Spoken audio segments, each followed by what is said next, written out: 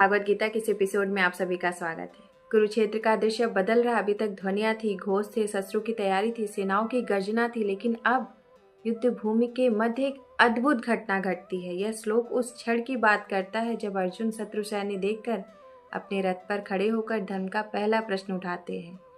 यही वह बिंदु है जहां गीता वास्तव में आरंभ होती है, क्योंकि गीता तनाव के मैदान में नहीं, मन के मैदान में जन्म लेती है।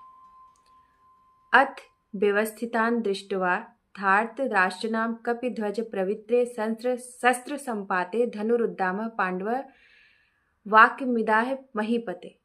कोई गलती हो तो क्षमा कीजिएगा। मतलब, हे राजन, जब अर्जुन ने धृतराष्ट्र के पुत्रों को युद्ध के लिए खड़ा देखा और जब शस्त्र प्रयोग आरंभ होने ही वाला था, तब कपिध्वज, हनुमान ध्वज वाले अर्जुन ने अपना धनुष उठाकर कृष्ण से कहा, हे ऋषिकेश, मुझे कुछ कहना है।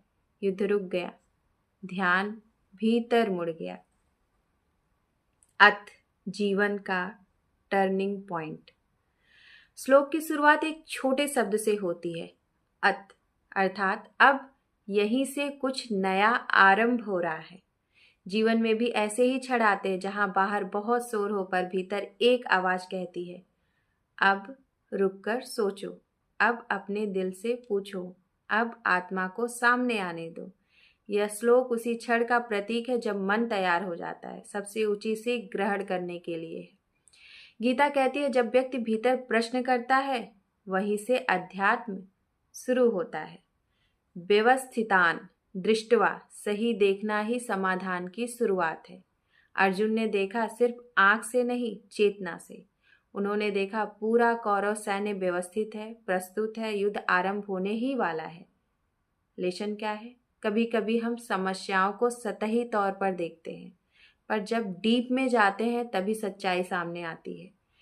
लीडरशिप की पहली शर्त है करेक्ट परसेप्शन। जो ठीक से नहीं देखता वह सही निर्णय नहीं ले सकता। यह श्लोक सिखाता है, परिस्थिति को जैसे है वैसे देखे, वैसे जैसा मन चाहे वैसा नहीं। कपिध्वज, जब रथ पर हनुमान हो मन में निर्भयता आती है। अर्जुन के रथ पर जो ध्वज लहरा रहा था वह कपिध्वज अर्थात भगवान हनुमान का प्रतीक। हनुमान शौर्य के, भक्ति के, अदम्य साहस के प्रतीक है। इसका अर्थ अर्जुन अकेले नहीं थे, उनकी यात्रा में एक दिव्य शक्ति साथ थी। उनकी लड़ाई सिर्फ व्यक्तिगत नहीं, धर्म संरक्षण की थी, रियल लाइफ इनसाइट। जब आपके जीवन रथ पर मूल्य, भक्ति, सत्य और नैतिकता का ध्वज होता है, तब किसी भी युद्ध में डर नहीं रहता।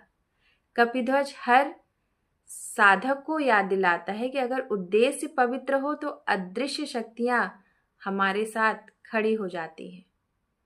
प्रवृत्ते शस्त्र संपाते, युद्ध शुरू होने वाला था। युद्ध का संकल्प, रणवाद्य, ध्वनि सब प्रारंभ हो चुका था।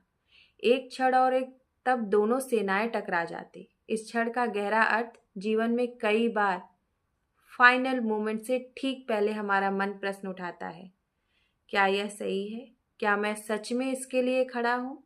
क्या वह कर्म धर्म है या आवेश? यही अर्जुन का इनर ऑडिट था और यही ऑडिट हर मनुष्य के हर कठिन डिसीजन से पहले करना चाहिए।